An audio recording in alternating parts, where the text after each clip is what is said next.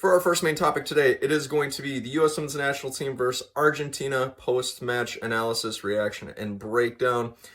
The United States, like I said earlier, bested Argentina by a scoreline of 6-0. Here were all of the highlights. Starting off in the 16th minute, Roosevelt sent a nice lofted ball to Megan Rupino down the center of the pitch. Megan Rupino slotted it home to the lower right corner of the net with her left foot. Excellent finish. Fast forward just 10 minutes later, Megan Rupino is going to score again. This time, Kristen Press is going to send a ball to the right side of the penalty area to Carly Lloyd. Carly Lloyd is going to set Megan up beautifully for an easy finish down the center of the pitch. Carly Lloyd's been doing that really well lately, setting up her teammates quite nicely, so good to see that play from her.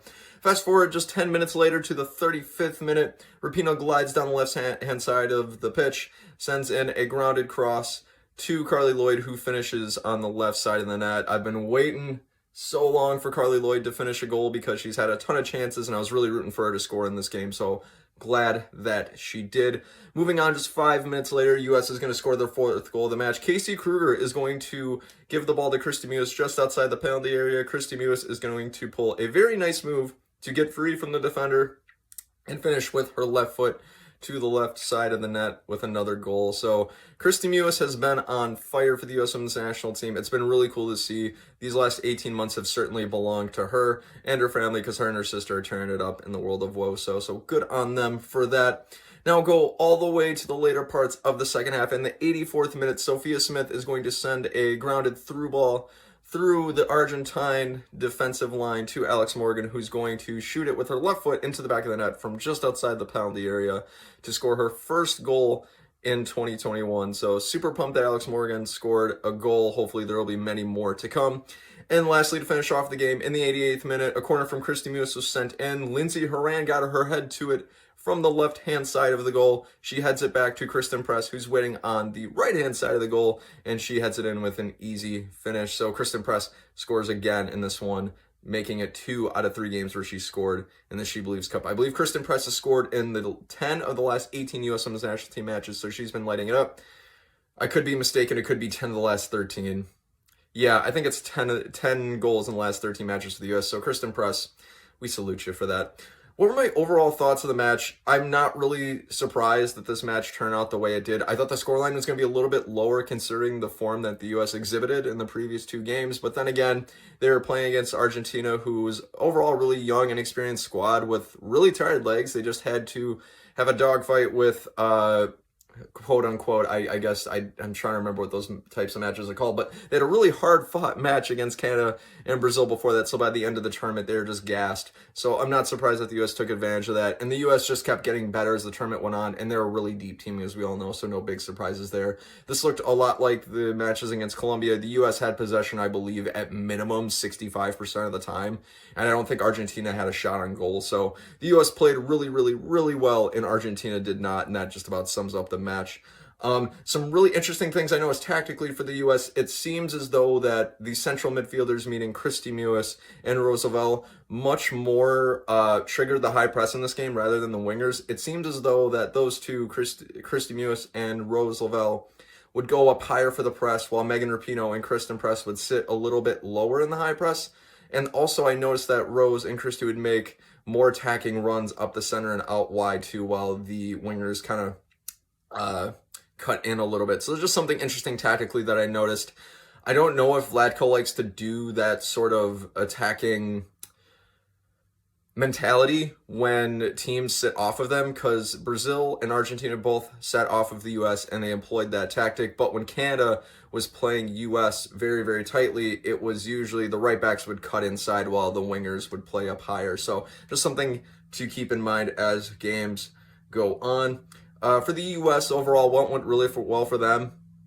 Everything, basically. They dominated the entire game. They pretty much had the ball all game. They rarely had to defend. They were very, very patient, I noticed, too, in their build-up, which they hadn't been very much so in the past 2 games. They made a lot more of their chances this time around, and it was really good to see them improve on the previous 2 games.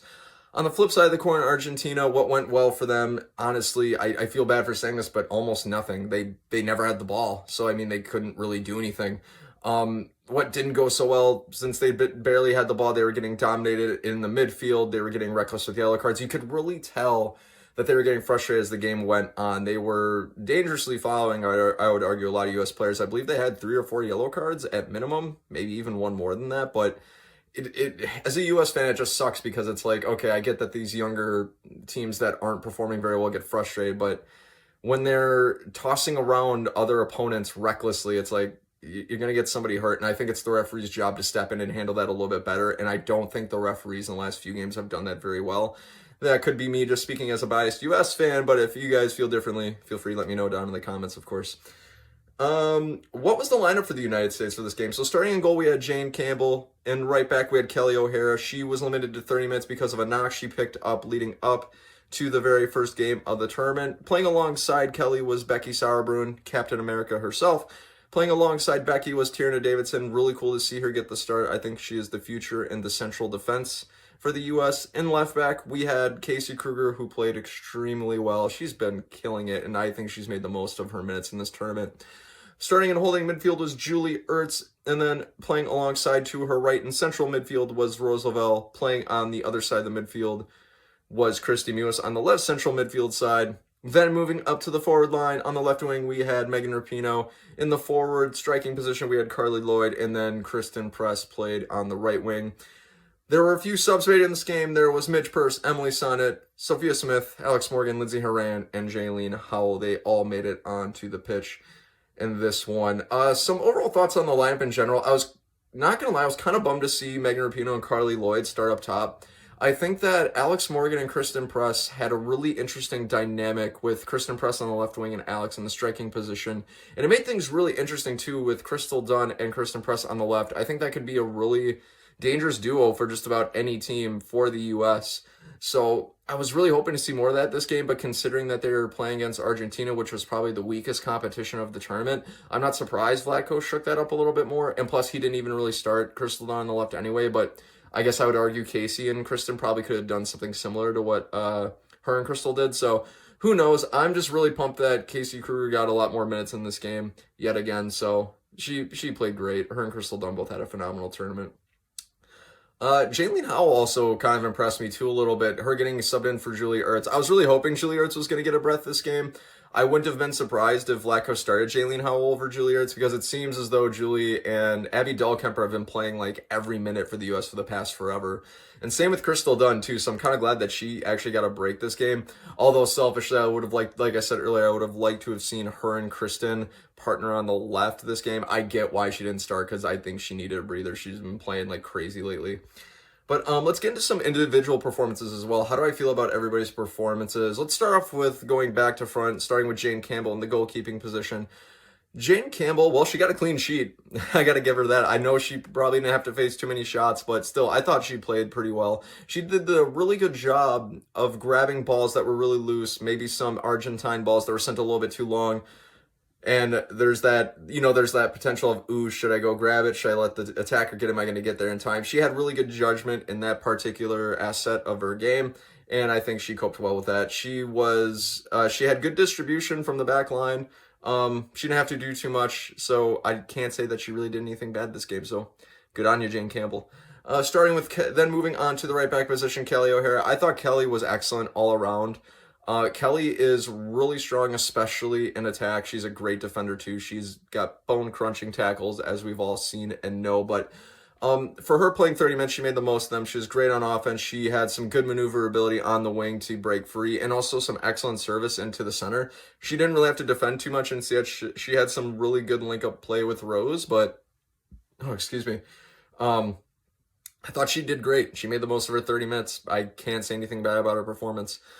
Moving on to Becky Sauerbrunn, can't really say a ton bad about Becky either because she rarely had to do anything. The back line literally just pretty much passed to the forward line all game long. She had some good passes and she had some good defending.